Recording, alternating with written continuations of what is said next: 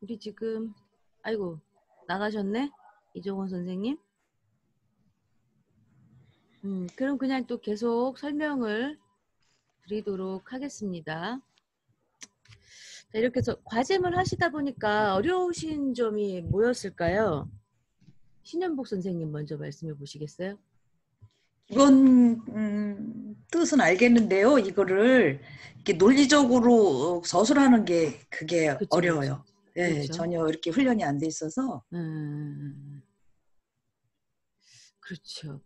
바로 그거예요. 이 논리적으로 서술하는 게 지금 교수님들이 원하는 게 그런 방식이에요. 실제로 지금 과제물을 이제 1학년 과제물을 좀 이렇게 본다면은 이렇게 보이시죠? 이제 네, 글쓰기를 네. 보겠습니다. 이 글쓰기는 특별히 어떤 논문의 형식을 갖출 필요가 없다고 언급은 안 했지만 우리가 이렇게 아이고 예, 불필요함 이렇게 써져 있죠. 그리고 표절 판정 시 감점이거나 0점 처리될 수 있습니다. 이거는 어느 학교든 마찬가지예요. 예를 들어서 이제 제가 공부하는 학교에서는 강의 계획 맨 아래 표절은 범죄입니다. 이렇게 써져 있어요. 이 표절이 그만큼 그 또 우리 뭐 정부 인사청문회 할 때 뭐 논문을 뭐 표절을 했니 안 했니 이러잖아요.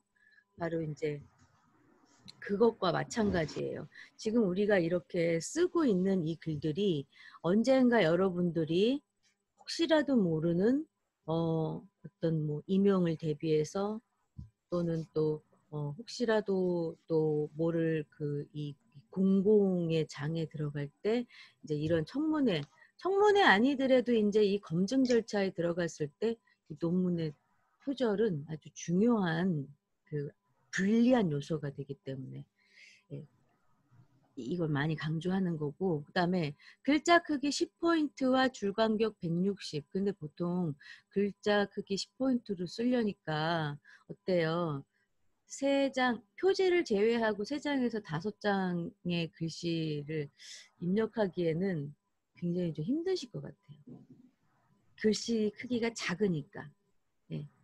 또 뭐 꽉꽉 채우시는 분들도 많기는 한데 그래서 일부러 글자 크기를 좀 키워가지고 쓰시는데 우리가 이 유의사항을 반드시 준수해야 된다는 거.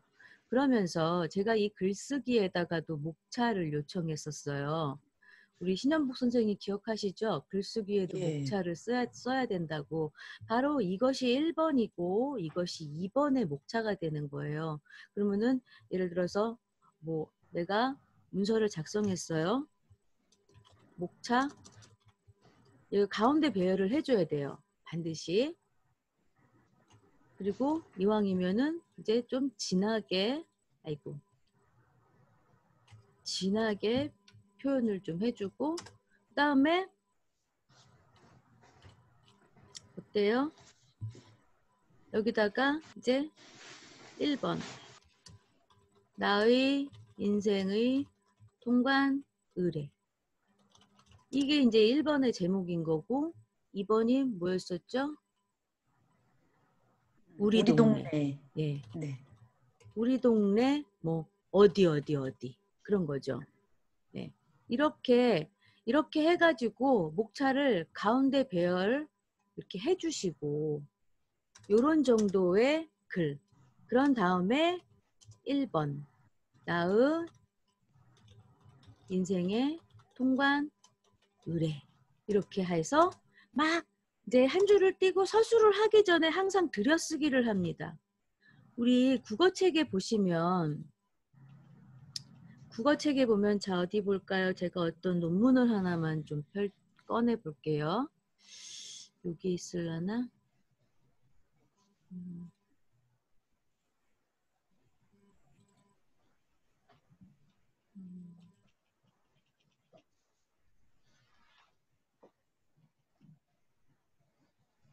자, 요거 한번 볼게요. 요거 논문인데 자, 논문들을 보시면 여기 보세요. 제출 지면이 짧은 관계로의 요 표시가 보이시나요? 네. 네. 여기 논문에서도 요 표시. 그것이 문단과 문단. 자, 여기서부터 여기까지가 한 문단이에요. 아, 여기 있네. 여기서부터 네. 여기까지가 한 문단. 또 여기서부터 여기까지가 한 문단. 문단이 짧지만 이 내용과 다른 내용이죠. 마지막으로 어쩌고 저쩌고는 이니까. 그다음에 역시 논문에서 어쩌고 저쩌고 하다가 여기까지가 한 문단이에요. 문단의 길이는 관계없지만 예를 들어 한 줄짜리 문단이 읽기는 힘들어요. 그렇죠? 그런데 네. 한 줄짜리 문단으로 글쓰기를 하신 분들이 계셨어요. 기억은 안 나는데 어느 분인지는 기억 안 나요. 저는 보통의 내용을 보지는 않고 형식적인 거 테두리만 보기 때문에 위에 이렇게 쓰신 것들은 제가 가급적이면 안 보는 편이죠.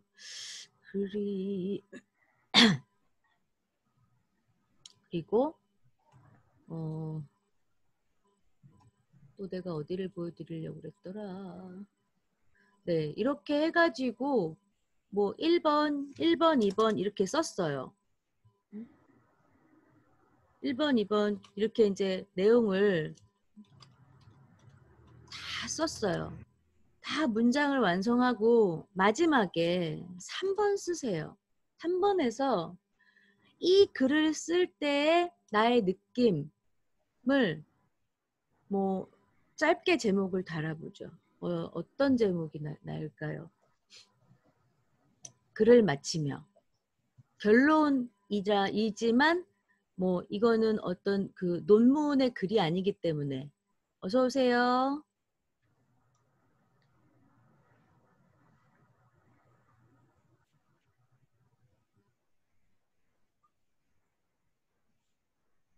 어서 오세요. 선생님 말씀하셔도 됩니다.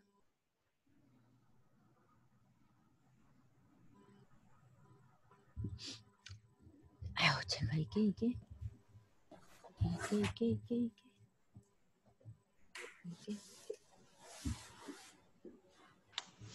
안녕하세요, 선생님. 안녕하세요. 네, 지금 설명하고 있었는데 지금 아직 대체 과제물 설명은 안 했으니까 그냥 천천히 이렇게 따라가시자고요. 예, 예.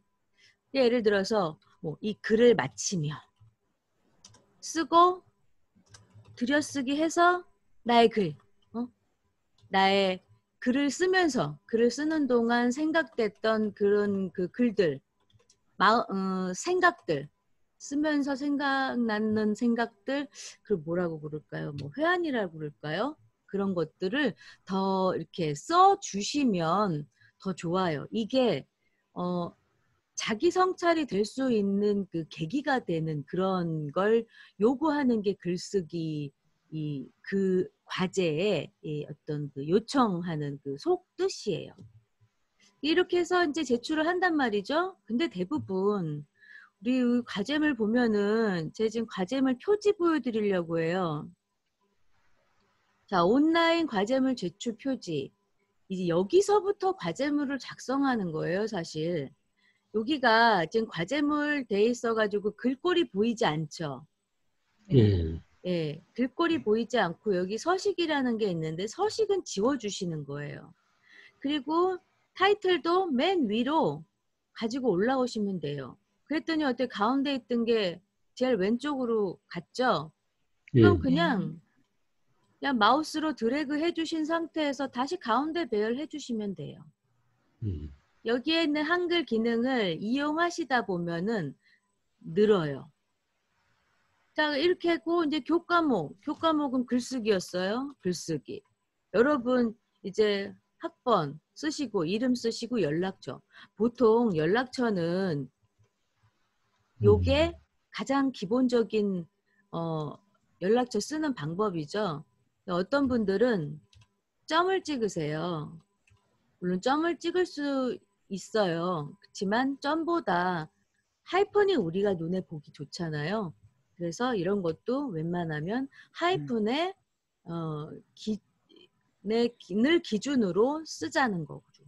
그다음에 이제 과제 유형을 봅니다. 자, 과제 유형이 과제물 전체 파일을 한번 꺼내 볼게요.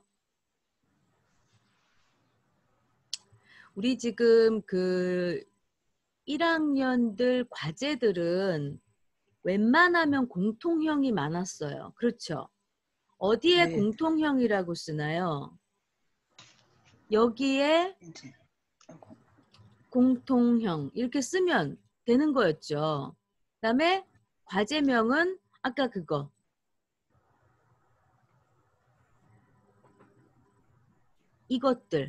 이것들이 다 과제명이죠. 이렇게 해서 여기에 써주는 겁니다. 이렇게. 그러면 이렇게 밖에까지 나오잖아요.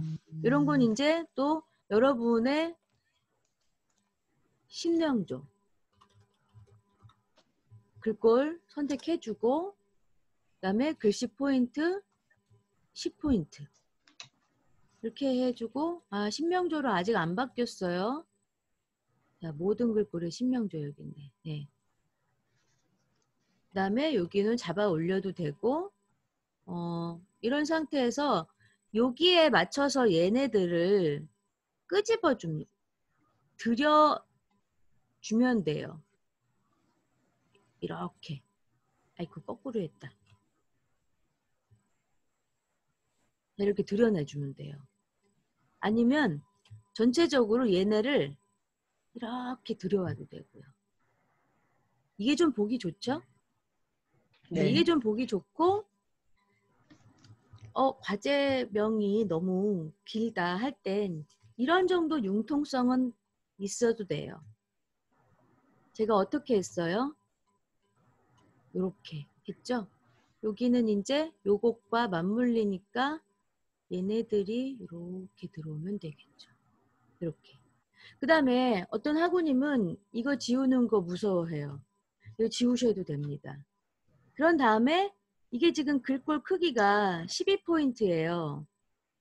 우리 이 위치에다가 뭘 쓸 거냐면 목차라는 걸 쓰게 됩니다. 그렇죠? 목차라는 걸 쓰게 돼서 가운데 있게 하고 그 다음에 제목 쓰죠? 1. 나의 인생의 통관 의뢰 이렇게 하고 2번 우리 동네 본박동 이렇게 또 3은 글을 마치며 이렇게 하고 이렇게 하는데 이게 지금 가운데 배열이다 보니까 어때요? 글이 짧으면 짧을수록 가운데로 배열이 돼 있죠. 사실 정확하게 목차 만드는 방법은 이렇게 하는 건 아니에요. 이렇게 하는 건 아니지만 이렇게 하면서까지 그리고서 이제 점점점 점점점점 나의 통관 의뢰는 몇 페이지에 있을까요? 2페이지. 다음에 점점점점 서로 같이 어때요? 이렇게 해주고 뭐 한 3페이지. 그다음에 글을 마치면은 마지막 페이지에 있겠죠? 우리 마지막 페이지를 몇 페이지로 할까요? 5페이지? 이렇게 하면 어때요? 나중에 먹고 살고 아니 낯설에 흥좀 배워온 거지. 탁구를 먼저 하고 싶어가지고. 자, 김수엠, 페리 있을 텐데 왜 페리를 안 나 불렀어 이 사람. 김수엠 투표입니다. 안녕하세요. 네, 저기 그 김수엠 주변 소리가 다 들려요. 네, 음소거하겠습니다. 예. 내 목소리는 들리니까 잘 들어주시고요. 요즘 목차 만든 이렇게 하니까 이게 가운데 배열인지 아닌지 확인 어때요? 확인이 되면서 왜 문서의 가운데 있잖아요. 얘네들과 얘네들 이렇게. 그래서 목차 정도는 뭐 한 11포인트 정도 주어도 됩니다. 자, 그리고 약 2줄 정도 떼어줘요. 2줄 정도 떼어지고 본론으로 이제 들어가면 되죠. 1. 나의 인생의 통관 의뢰. 자, 이런데 이게 지금 자, 엔터 한번 칠게요. 통관 의뢰가 글씨 포인트가 11이에요. 제목은 본문의 글씨 포인트는 10포인트이면 좋고 그 외 제목들은 11에서 12포인트 정도면 준수합니다. 그리고 이렇게 해서 진하게 하셔도 되고요. 자, 그 다음에 문단의 첫 문단은 어떻게 한다고요? 문단의 첫 줄 들여쓰기 하는 거죠. 그러면 이제 제가 이 문단 모양은 어디 있느냐? 여기 있어요. 근데 어디 메뉴에 있느냐? 여기 편집 메뉴에. 제 마우스 보이시죠? 네. 마우스 움직이는 거 보이시죠? 네. 예. 요 편집 메뉴의 문단 모양을 보시면 들여쓰기, 내어쓰기라는 게 있는데 우린 보통 첫 문단을 보통 들여쓰기 하죠. 이렇게 해서 10포인트 글씨 됐죠? 그리고 여기서부터 뭐라고 쓰는 거예요. 그러다가 이렇게 막 썼어요. 이렇게 막 쓰는데 잠깐만. 이렇게 막 쓰는데 한 줄이 다 됐어요. 그거 어떻게 해요? 엔터를 치나요? 아니면 그대로 입력해도 되나요? 그대로 입력합니다. 왜냐? 그대로 입력해야지만 첫 문단의 시작을 알고 마지막에 문장의 끝을 알려주고 엔터키를 치면은 어때요? 다시 들여쓰기로 엔터가 되는 거예요. 이제 문단이 바뀌는 거예요. 이렇게 해서 과제물을 작성하시는 거예요. 그 표지에 보면은 아까 이하 작성하고 여기 보면 요것도 못 지우고 그냥 제출하시는 분이 있어요. 요거 반드시 지워야 됩니다. 자, 그리고 보면은 여기 보기 메뉴에 문단 부호와 조판 부호를 눌러보세요. 그러면 자, 쪽번호 위치라는 조판 부호가 보이고 문단 부호는 글을 쓰면서 엔터키를 쳤던 것들이 보입니다. 그러면 이 문서는 내가 입력한 줄은 여기까지인데 여기 엔터가 막 이렇게 쳐져 있어요. 그렇죠? 나중에 여러분들 모르고 문단은 여기서 끝났어요. 레포트는 여기서 끝났는데 이상하게 한 장이 더 늘어나 있어요. 그러면 어떻게 해요? 이걸 의심하셔야 돼요. 요것도 문서 크기에 속해요. 문서 크기에 속하면서 빈 공페이지를 주는 건 여러분이 일단은 좀 미숙함 이런 것들이 보여서 1학년이니까 그냥 봐주자 이런 교수님도 계시지만 그래도 우리 방송통신대에 들어오시는 분들은 사회생활도 많이 하시는 분들이고 하는데 이런 거는 사회생활에도 많이 하지 않을까 하면서 이 정도 못하시면 안 되지 하면서 감점하시는 분도 있기는 있어요. 그렇지만 1차 제출 기한 안에는 이런 것들이 조금은 용서가 될 거라 생각합니다. 대신 어때요? 지워주시는 게 좋다는 거죠. 자, 이렇게 해가지고 어때요? 이 표지 용지를 이용해서, 이 표지 파일을 이용해서 한 과목에 과제물을 작성합니다. 다 작성을 했다고 치자고요. 어떻게 해요? 저장을 해야 되죠. 근데 지금 이 파일의 제목은 뭡니까? 서식일 온라인 과제물 제출용 표지예요.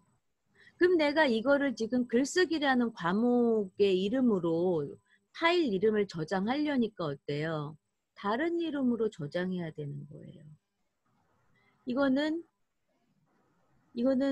4학년 2학기 때까지도 똑같아요.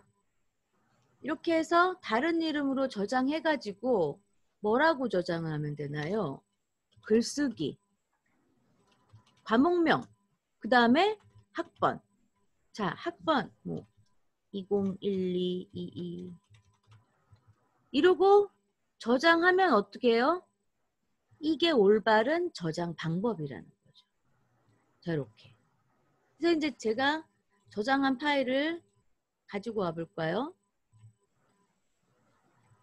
여기 있네요. 이렇게 해서 글쓰기 과목 제출은 이렇게 제출한다는 거죠. 자, 그러면 이제 여러분들은 어차피 컴퓨터의 이해와 사회복지학 개론과 글쓰기 과목은 다 제출하신 상태예요. 그렇죠?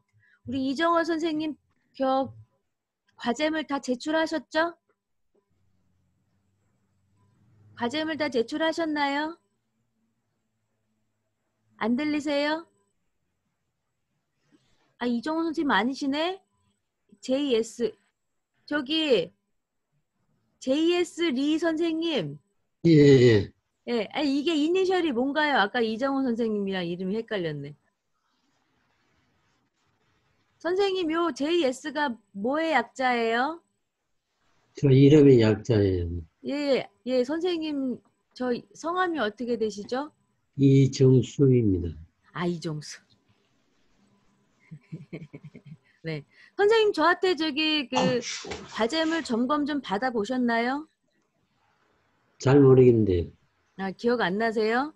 예. 뭐 기억 안 나시면 과제물 점검 안 받으신 거네. 자, 이렇게 해서 과제물을 1차 과제물을 내셨단 말이에요. 제가 오늘은 특강을 한 이유는 여러분들 대체 과제물 있죠? 네. 예, 이 대체 과제물이 이제 행정학 개론과 정보사회화 행정과 세계 역사란 말이죠. 네. 자, 행정학 개론부터 갈게요.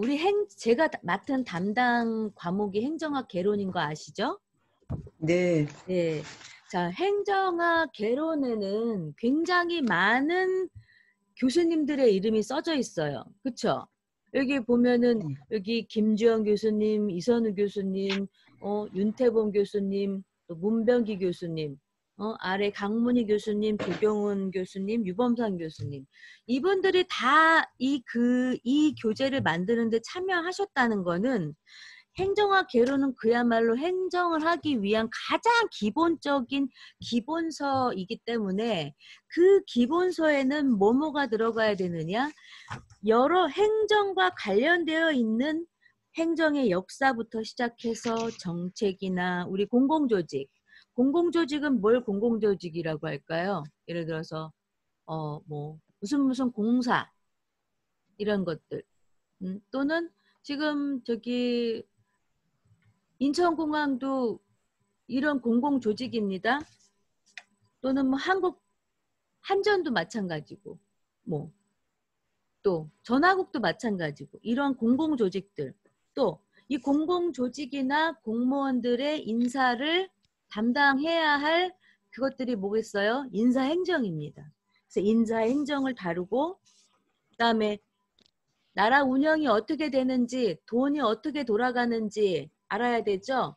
그래서 재무행정 그다음에 정부와 윤리 이 11장 정부와 윤리는 이제 이 공무원들의 행태가 어떠해야 하며 비리를 저질러서는 안 되고 일탈도 해서는 안 되고 정직하고 그런 것들 그러해야 하는 그런 자세들이 있어야 되고 그다음에 시민사회에 대한 거 그다음에 우리가 또 이 갈등이라는 게 있을 수 있잖아요. 예를 들어 우리 동네 갑자기 화장터가 생긴다고 그러자고 그러면은 우리 집 집값이 떨어지겠어요? 안 떨어지겠어요? 그러면은 우리 주민들과 정부 시책이 그렇다, 정부 정책이 그렇다면 정부와 또는 지자체가 추진하는 거다. 그러면 지자체와 갈등이 있겠죠. 이게 부딪히는 게 있겠죠. 이것들을 다루는 것. 아주 행정의 총체적인 거. 교직은 행정에 또 사회복지가 들어가죠. 그 유범상 교수님께서는 또 14장에 사회복지 철학과 제도 그리고 실천에 대해서 개괄적으로 설명해 주셨고 그다음에 미래사회와 행정의 과제는 어때야 되는지까지가 이제 행정학 개론서인 건 거예요. 그 중에 과제가 뭐겠어요? 교재 1, 3장 및 해당 범위 멀티미디어 강의를 보고 행정의 정의와 행정 이념에 대해서 설명하시오 했습니다. 자, 1, 3장을 한번 봐볼까요? 1, 3장, 1장이 행정이란 무엇인가고 3장이 정책과 정책 과정입니다. 정책의 의의와 정책 과정은 가장 포괄적인 의미에서 우리 정책 과정이 어때요? 정책 과정이라고 생각하지 말고 내가 저녁을 차리는 과정이라고 생각해봐요. 밥을 하는 과정 내지는 반찬을 만드는 과정이라고 생각해보죠. 그러면은 정책의 과정이 쉽게 생각이 날 겁니다. 그러면은 실제로 교재의 정책의 의의와 정책의 과정에 대해서 한번 좀 들어가 보자면 61쪽을 한번 같이 펴보실까요? 61쪽에 보면은 정책의 의의서부터 나왔어요. 저기 울산 지역대인가 어디 지역대인가 경남인가요? 하여튼간 어떤 지역대학 오픈 카톡방에서 정책의 의의가 뭐냐고 물어보는 그런 그 카톡방에다 그렇게 글을 올리셨는데 그거는 나 답 좀 알려주세요 하는 거라 그 하시면 안 되는 거예요. 그리고 그게 어디 있는지 모르신 것 같아서 알려드리니까 아 알겠다고 이제 마침 예, 말씀을 하시더라고요. 자, 이런 과정에서 정책의 의의와 정책의 과정이 이 교재 안에 다 있습니다. 여기 보시면 72페이지 정책의 과정이라는 것이 있죠. 처음에는 네. 처음에 이제 어디가 제일 처음이냐? 의제 설정이 처음이에요. 뭔가 이슈가 만들어져 가지고 이것에 대해서 내가 어떻게 해야 되나? 문제 제기를 하는 거죠.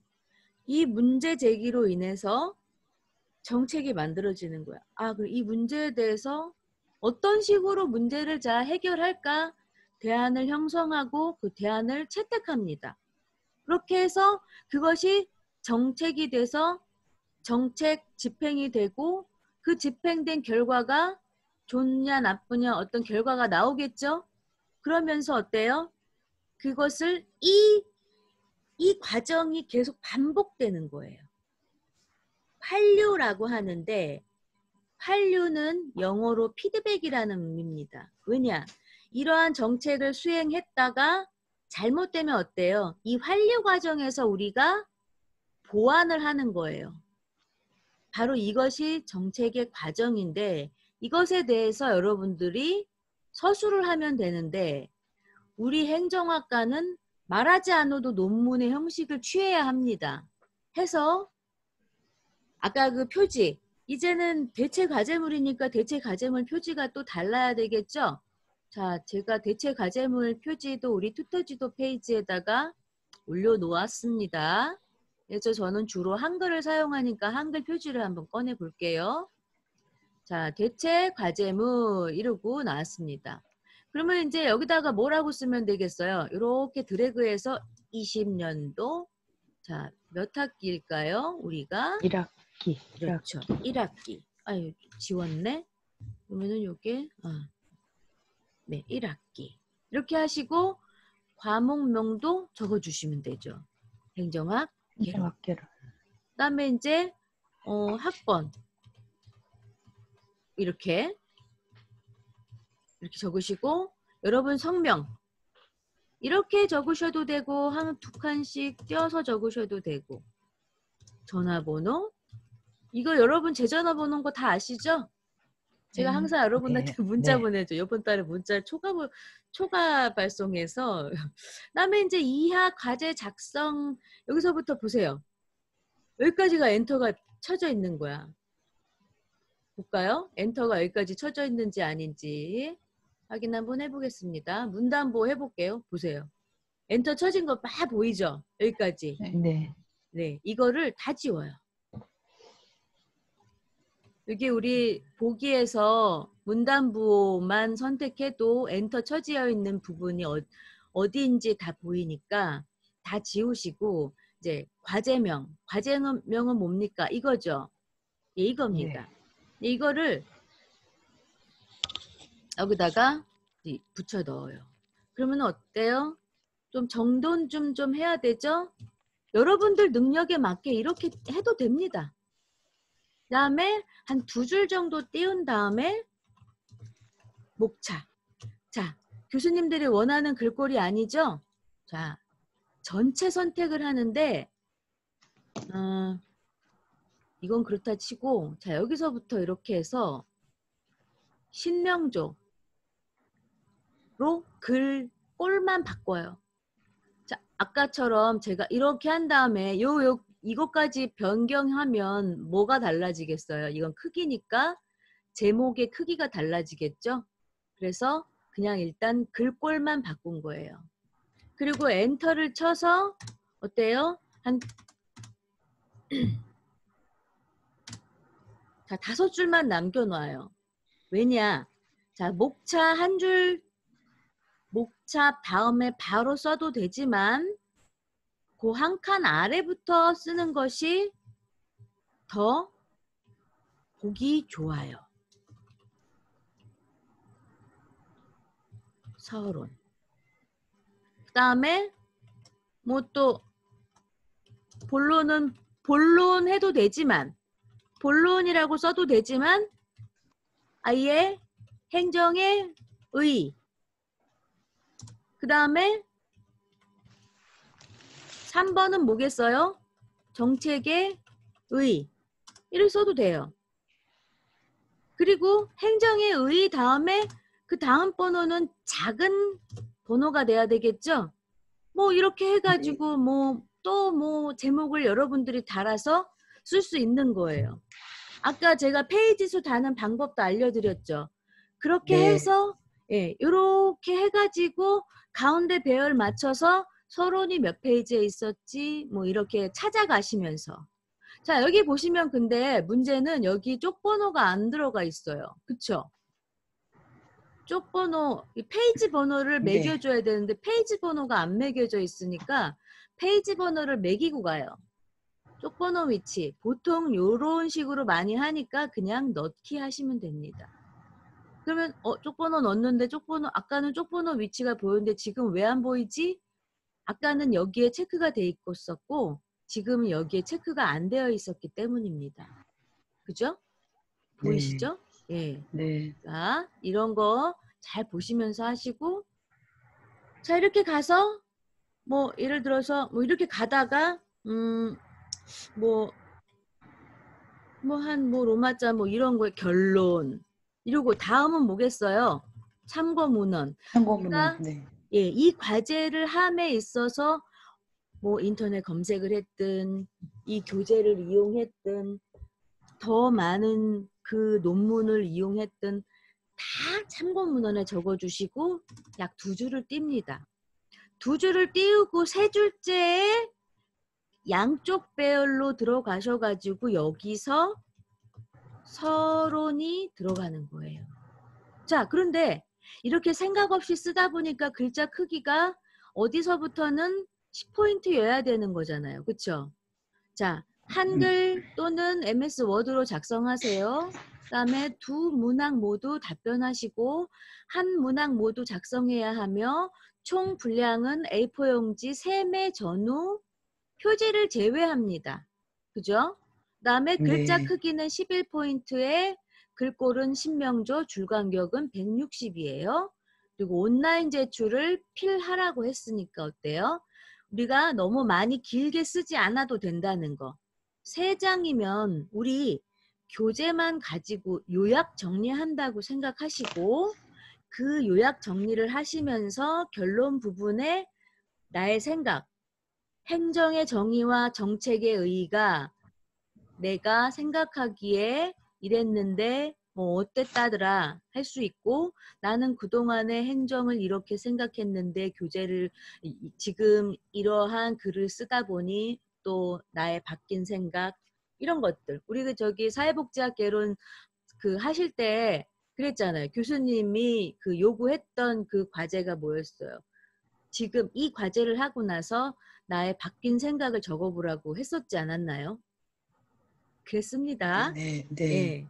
그랬기 때문에 이제 이렇게 쓰면서 글자 크기를 조절을 해줘요. 자, 목차가 12포인트일 필요 없어요. 제목도 전부 좀 11포인트로. 자, 그럼 여기도 이제 11포인트로 줄여서 어때요? 한 칸 띄우고 한 줄 띄우고 또 다시 들여쓰기를 합니다. 들여쓰기를 해요. 들여쓰기를 하고 서론은 행정의 의의와 정책의 과정, 정책의 의의가 맞습니까? 네, 뭐 이렇네. 자, 이 과정을 쓰기 위한 배경이 되는 글을 여러분들 나름대로 생각하시는 거예요. 그걸 내가 머릿속에서 떠올리기 힘들다 하면 이게 교재에 보시면서 교재에 보시다 보면은 뭐 머릿말이나 이런 어디 있지? 네. 뭐 학습 안내라든지 학습 안내 뭐라고 막 써져 있죠. 네. 이렇든지 또는 일장을 서술하기 전에 우리가 이 또 개관이라는 거를 적어 놓잖아요. 우리 시험에 이 개관에서도 시험이 나온 적이 있어요. 왜 교재를 구석구석 봐야 된다는 거예요. 물론 제가 이 구석구석 보지 않도록 이 행정학 개론은 기출문제 분석을 제가 확실히 해드릴 건데 아무튼 이 개관을 이용해서 서론을 작성해 보시는 거예요. 그러면서 마지막 줄엔 어떻게 씁니까? 이에 행정의 정의와 행정의 이념 그리고 정책의 의의와 정책 과정까지 설명하도록 하겠다.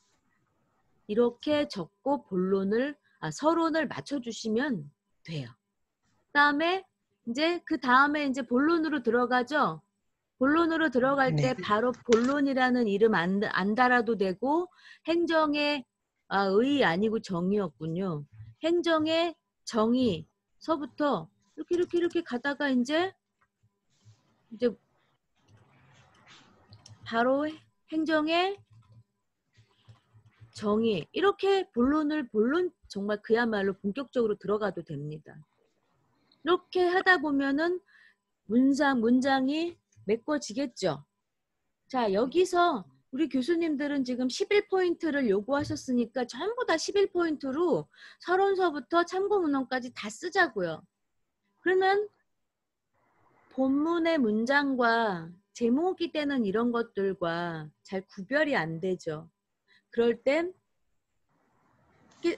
제목이 되는 것들은 좀 진하게 표시해 주면 됩니다.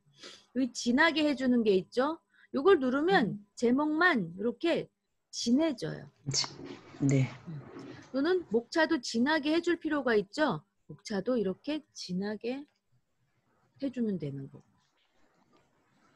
이렇게 해서 문서를 작성하고 자, 참고문헌 보겠어요. 참고문헌 제가 자료실 가서 볼게요.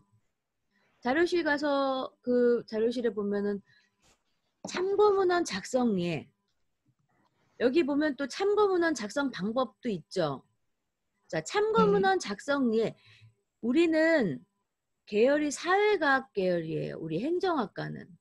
그렇기 때문에 이 사회과학에 맞는 형식의 참고문헌을 써줘야 되는 거예요. 그럴 때 우리 이 교재를 뭐라고 하느냐? 단행본이라고 해요. 그렇게 해서 단행본은 이렇게 씁니다. 자, 그럴 때 우리의 단행본의 참고문헌은 어떻게 씁니까? 자, 이렇게 쭉 갑니다. 참고문헌 작성해 볼게요. 참고문헌은 번호를 달아도 되고 안 달아도 돼요. 자, 참고문헌 쓰고 좀 구분이 될 만하게 자, 제가 지금 뭘 했냐면은요. 잠깐만요. 자, 글머리표 문단번호. 이게 어디 있느냐. 글머리표 문단번호가 편집에 있을까요? 어디에 있을까요? 서식? 여기 있네요. 여기 있네요. 네, 글머리표 문단번호. 이것들. 네, 글머리표고 이거는 이제 문단번호죠. 그래서 여기에 여러 가지 글머리가 있어요. 여기에는 여러 가지 문단번호가 있어요. 저는 단축키를 이용하는 거라 여러분들 눈앞에 갑자기 얘네들이 깜짝하고 나타났지만 실제 메뉴를 어디에 있는지 찾아보시면 찾을 수 있어요. 그래서 이렇게 이제 요 글머리를 달아볼게요. 아이고, 참고문헌 쪽에 가야죠. 참고문헌 쪽에 글머리를 답니다. 그렇게 해서 자, 우리 여기 보시면 단행본을 작성하는 방법 중에 먼저 저자가 나왔죠. 근데 네. 우리가 지금 저자가 몇 명입니까? 7명이에요. 7명의 이름을 다 써주거나 어떻게 해야 될까요?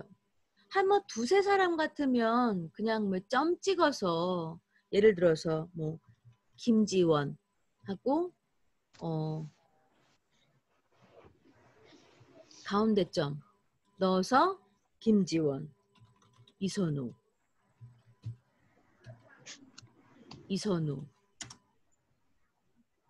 윤태범 이렇게 하고 몇 년도에 작성이 되어 있습니까? 이게 예를 들어서 여기 1999년이라고 치자고요. 자, 이렇게 하고 행정학 개론 이게 지금 진학이가 되어 있는데 이거 진학이 안 하셔도 돼요. 자, 행정학 개론 그 다음에 어떻게 해요? 한국방송통신대학교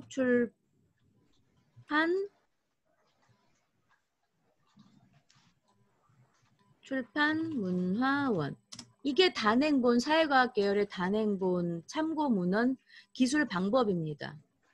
근데 지금 보시면 우리는 몇 사람이라고 했어요? 7명이죠. 그럴 땐 그냥 김지원 외 7명 이렇게 적으셔도 무방합니다. 자, 그 다음에 논문 이제 번역서도 차이는 뭐냐면 그 제목 옆에다가 번역한 사람의 이름을 넣어주고 출판사 넣어줍니다. 여기 서울은 뭐냐면 지역이 이 출판사의 지역이 서울이라는 거예요. 그래서 여기도 보면은 서울 이렇게 적어주셔도 돼요. 그 다음에 학술지, 학위 논문. 학술지와 학위 논문은 좀 거의 비슷하긴 한데 보통 학위 논문은 이렇게 제목과 무슨 학위냐, 어디에서 학위 받았냐 이거고요. 그 다음에 고모듀, 고모듀를 제가 실행하니까 이상한 게 뜨는군요. 자, 다음에 학술지는요. 누가 썼고 몇 년도에 썼고 제목이 뭐고 어디 학술지인지 몇 호의 학술지인지 이것은 청남 어문교육 학술지의 47호에 나온 책이에요. 47번째 나온 책이고 그 책의 내용 중에 이 부분이 어디 있느냐 137페이지서부터 168페이지까지라는 거예요. 이렇게 해서 이러한 형식을 갖춰가지고 참고 문헌을 쓰시는 거예요. 그러니까 내가 지금 우리가 보통 다들 뭐에 막히냐면은 이 인터넷 검색 자료에서 이거 링크를 다 넣어줘야 될지 말아야 될지 되게 고민들을 많이 하시는데 간단합니다. 자, 위키백과예요. 또는 뭐 네이버 백과예요. 그럼 여기다 네이버 백과 쓰고 이 네이버 백과에다가 내가 뭐에 대해서 조회를 하면 좋을까요? 행정의 정의를 조회했다고 치자고요. 그 다음에 네이버 백과의 페이지 어디까지 이 행정의 의까지 있는 페이지 그럼 네이버 백과 이거라고 그냥 칠까요? 자, 위키백과 여기까지 하고 뭐에 대해서 알아봤느냐? 인공지능, 우리는 행정의 의 하고 중요한 건 내가 검색한 검색 날짜를 제시해 주는 거예요. 이거를 제시를 안 해주시더라고요. 해서 검색한 검색 날짜까지 쓰시면 인터넷 자료로 참고 문헌을 사용했을 때의 형식이 잘 갖춰진 겁니다. 자, 외국 단행본이나 외국 학술지까지는 취급을 하실 기회가 별로 없지만 최소한 신문 기사나 인터넷 자료까지는 여러분들이 충분히 그 사용을 하게 돼요. 내가 이제 조금 학년이 올라가다 보면은 이렇게 학술지의 내용을 빌어올 수도 있어요. 학위 논문의 내용을 빌어올 수도 있고 또 신문 기사의 내용을 빌어올 수도 있고 그에 대한 형식을 잘 갖추는 것이 우리가 해야 할 일이에요. 우리 교수님들은 이 사람이 얼마나 형식을 잘 갖췄는지 먼저 보십니다. 그 다음에 이제 내용을 보시는 거죠. 자, 이렇게 해서 형식을 잘 갖춘 이 교재가 다 작성이 됐어요. 그러면 또 어떻게 저장합니까? 이 지금 표지 파일에다가 그대로 작성을 했기 때문에 저장을 다시 해야 되겠죠. 그럼 네. 파일에 다른 이름으로 저장하기, 그 다음에 어때요? 자, 폴더는 여러분들이 이제 마음대로 선택하시는 거고, 과제물 교과명이 이제 행정학 개론이었죠? 개론, 콤마, 네, 학번. 쓰고 저장합니다. 그러면 저장한 거 확인 한번 해봐야 되겠죠? 자, 폴더를 열어서 다시 한번 꺼내봐요. 내가 잘 작성했나? 오, 잘 작성했군. 이렇게 해서 제출을 하게 되는 거예요. 근데 제출하는 곳이 이제 달라지겠죠? 자, 네. 여러분들 이 맞춤 화면이라는 거, 이 맞춤 정보. 자, 제가 이제 방송통신대 이제 홈페이지에 갔어요. 자, 맞춤 정보 보기. 이거는 정말 여러분들 개개인한테 맞춰진 정보예요. 그래서 만약에 내가 출석 대체 시험을 신청했는데 출석 대체 과제물을 신청하지 않았다 하면 여기 학생화면, 저는 이제 여러분들이 하면은 이 학생화면을 통해서 알 수 있는데 여기에서 뭐가 달라지냐면은요. 이것들이 달라집니다. 지금 이 홍길동이라는 이 이름으로 지금 우리가 학생이라고 치고 이 사람이 어떤 수업의 유형을 신청했는지를 볼 수가 있어요. 이게 여기에 보시면 이분은 이런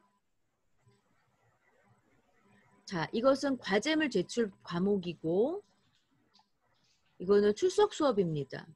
네, 조금 내려가요. 그랬더니 이 사람이 출석 수업을 못 나가서 대체 시험을 신청했네. 근데 보면 대체 과제물이 있어요, 없어요? 이 사람이 지금 신청했어요, 안 했어요? 신청을 안 했어요. 없잖아요. 출석 수업 했고 대체 시험. 그 중에 하나는 출석 대체를 했고 대체 과제물을 신청하지 않았어요. 그렇죠? 그런 상황에서 우리는 뭘 중요하게 생각해야 되냐면 제출 단추가 없다는 거예요. 그럼 여러분은 수업의 유형을 대체 과제물로 바꿨죠? 바꿨으면 뭐가 보이냐? 이 중에 하나 그 어떤 단추들이 대체 과제물 제출로 바뀌어 있을 거라고요. 이해 가십니까? 네, 바뀌어 있는 거 확인했습니다. 아, 그러셨어요? 예. 네. 예. 그러면 거기다가 제출을 대체 과제물은 거기다가 제출하시는 거예요. 이렇게 해서 예를 들어서 내가 여기 지금 이게 대체 과제물 단추다. 그럼 이걸 누르는 거예요. 이걸 눌러가지고 제출을 하게 되는 거죠. 자, 제출을 하게 되는 그 절차는 이제 지난번에 겪어보셨으니까 제가 되풀이 안 해도 될 것 같은데 시간이 지금 촉박합니다. 1시간밖에 안 만들어놔가지고 예, 괜찮으시겠어요?